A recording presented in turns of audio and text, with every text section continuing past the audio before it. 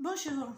Comme j'ai fait le choix de laisser dans mon terrain pousser ce qu'on appelle des mauvaises herbes, je suis en mesure de faire aujourd'hui du pesto à base donc d'ortie, de tanésie. Je rappelle qu'on doit la consommer en très faible quantité et de la vergerette du Canada. Il y en a aussi en hiver. Été, printemps, on peut la cueillir tout le temps, même si elle est plus en feuilles. J'enlève la tige du milieu de toutes ces plantes.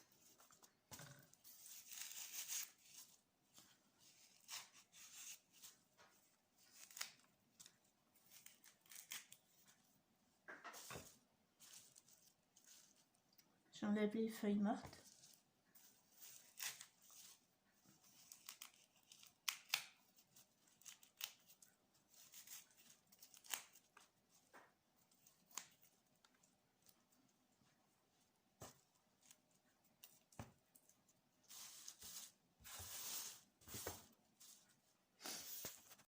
Je mets toutes ces herbes dans le bol du mixeur.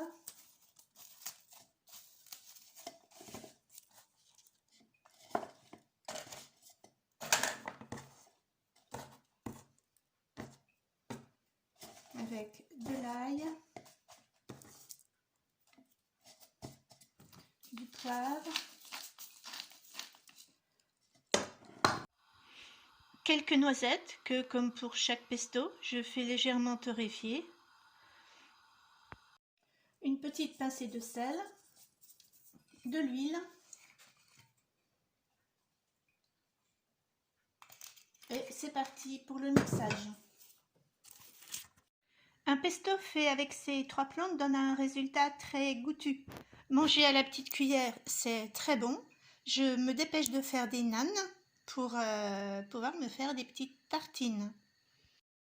Je prépare les nanes de façon tout à fait traditionnelle en fonction de ce qu'on peut trouver comme recette sur internet à base de farine, d'eau, de sel, de yaourt. Parfois je rajoute une petite cuillère de miel comme je le fais pour les pizzas. La grosse différence là, c'est que j'ai rajouté de l'ail des ours que j'avais mis au congélateur au printemps pour aromatiser la pâte.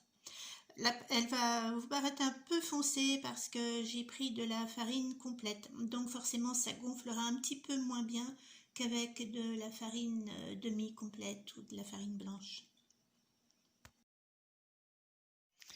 Les toasts sont prêts, accompagnés d'une petite salade habituelle à base de chardon-marie, de plantain, de consoude, d'aneth, d'oseille, de pissenlit. Si je ne l'ai pas déjà dit, j'en oublie peut-être. À déguster, à essayer sans souci. Bon appétit!